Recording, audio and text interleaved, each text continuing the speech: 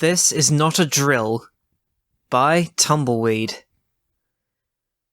That could have gone better, Twilight Sparkle said as the ballroom, or what was left of it, burned. Yeah, but then it wouldn't have been awesome. Rainbow Dash flicked soot off of her ball gown, or what was left of it. I mean, it's not that I like having to save ponies, but we're kinda really good at it. Because we've had a lot of practice. Twilight sat down on the rim of a garden fountain, and a variety of aches and pains set in, no longer held at bay by adrenaline and coffee.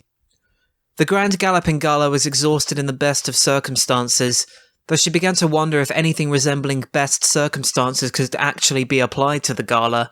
The first year she'd attended had been a social disaster.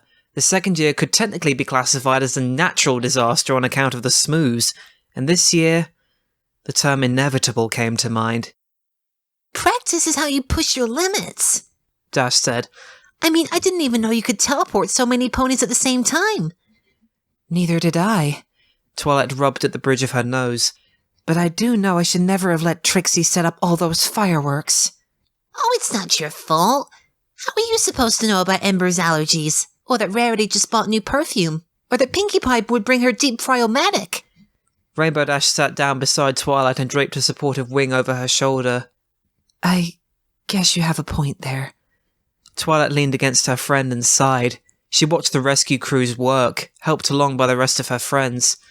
Applejack heaved away at the pumps of a fire wagon, while Pinkie Pie joined the crew handling the hose, methodically spraying and dousing the ground around the fire, keeping it from spreading.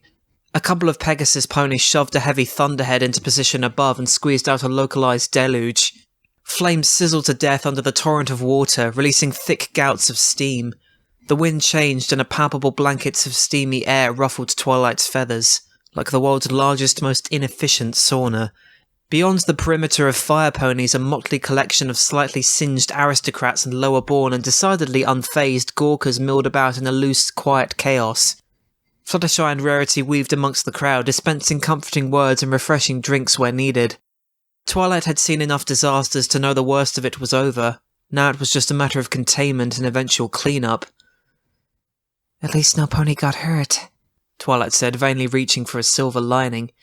Yeah, nobody important got hurt. What?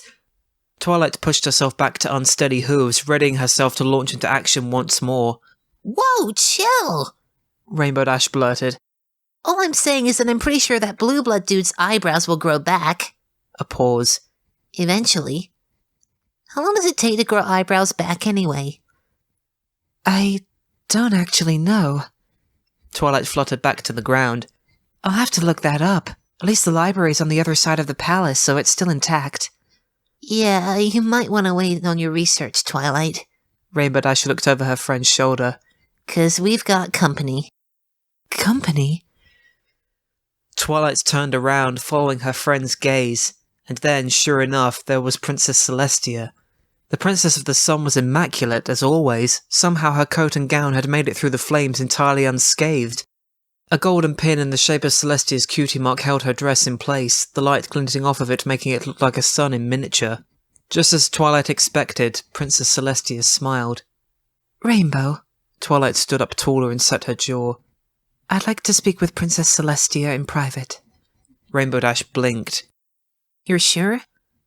Very. If you say so.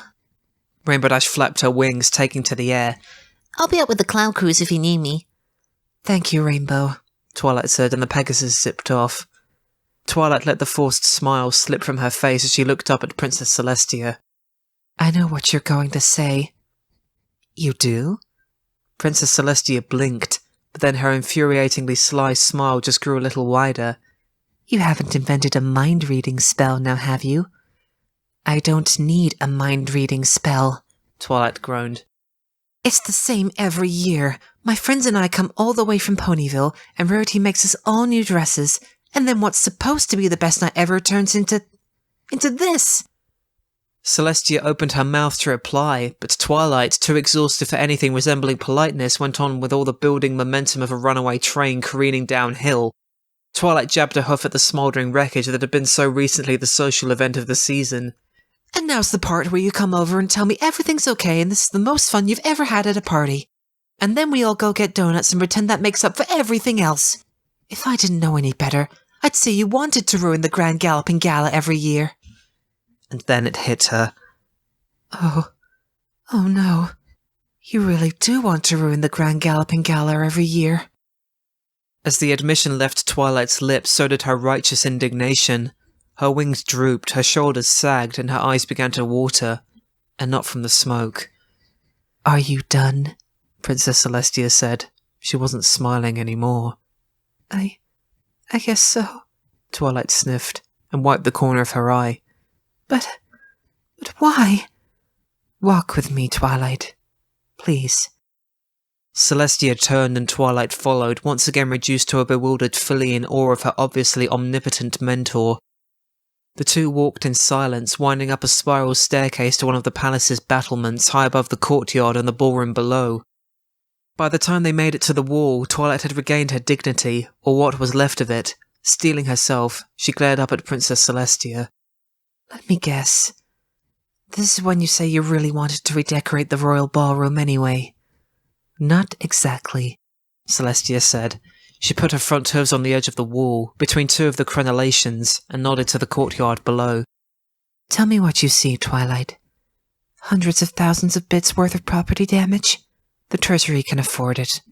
Look closer. Twilight furrowed her brow and then moved up beside Celestia, looking downward. I see, fire, or what's left of it. And ponies. Scared, tired ponies. Doing what? Well, some of them are putting out the fire, and the rest are just sort of standing around. What am I supposed to look for? Have you ever read about the first Grand Galloping Gala? There's not much to read. Twilight affixed Celestia with a suspicious glare. You're not going to tell me these kind of disasters are tradition now, are you? Not exactly, no. But at the first gala, or really any other gathering back then, ponies would wear armor instead of evening wear. So many ponies in one place, it could be a tempting target. Dragons were the big fear at the time. The largest of them could eat dozens of ponies if given the chance. Equestria is safer now, but... We cannot get complacent, Twilight. Since moving to Ponyville, how many times have you and your friends had to save all of Equestria? Twilight frowned. You already know the answer to that. I do, yes. But there are a lot of ponies out there that don't. There are some ponies who spend their entire lives within Canterlot's walls, thinking. Well, not thinking, to be honest. Not even thinking about the likes of Discord, or Sombra, or Tirek. You say that like it's a bad thing. Celestia smiled a rueful smile, then brushed her flowing mane back over her ear. Did you know, Twilight, that during the Storm King's invasion, fully half of Canterlot's population was able to get out of the city before his troops could secure it? And most who were captured were royal guards or fire ponies who stayed behind to secure the evacuation. You can practice that sort of thing, Twilight. At least, not easily. Am I making sense now? Wait. Twilight shook her head. You mean you're saying this? Twilight looked back down at the ponies below. This is a drill? Not a drill. More like a trial run. One that went exceedingly well, I might add. You and your friends thought quickly and got every pony out of the ballroom before any pony got hurt. Celestia thought for a moment.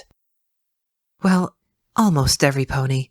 But I'm sure Prince Blueblood's eyebrows will grow back before long. And then after that, the Canterlot Fire Department was on the scene in record time. I'm beginning to think Red Alert's onto me. Who? Twilight blinked. The fire chief. He's paranoid, but I can't fault his performance. Or yours, for that matter. And even the guests learned something, whether they know it or not. Next time some unspeakable evil tries to conquer Canterlot, they'll remember where to run, how to hide, and that will hopefully be enough to keep them alive long enough for you and your friends to save the day. That makes way too much sense. Twilight flopped down onto the battlements again and groaned. Is that part of being a princess? Having plans within plans, contingency on contingency? A little bit. Though sometimes it's even more important to pretend you know what you're doing. Celestia winked. Twilight gaped. This is ridiculous. She let out a giddy, exhausted laugh, and before long the tears of frustration welling up at the corners of her eyes flowed, though now in relief, more than half-mad laughter. Twilight's shrill, enthusiastic giggling echoed loud enough to earn puzzled looks from the rescue crews below. Twilight pushed away from the battlement wall, only to lean up against Princess Celestia for support. And do you know what the worst part is? Twilight hiccuped a breath. What is it? When you put it like that, it makes sense. Twilight broke into another stream of laughter and shook her head. She clutched at her sides for a few more hysterical seconds, finally getting the last of it out of her system. Twilight panted, getting her hooves back underneath herself. At least I'll know something's coming next year. Twilight nodded, resolute. Next year? Princess Celestia arched a brow. I honestly wouldn't blame you for not going to the next Grand Galloping Gala, now that you know what you know. I could skip it, but then how would every pony get their disaster response training? But now, if you'll excuse me. Twilight bowed as best she could in her bedraggled state. I'm going to go get some donuts.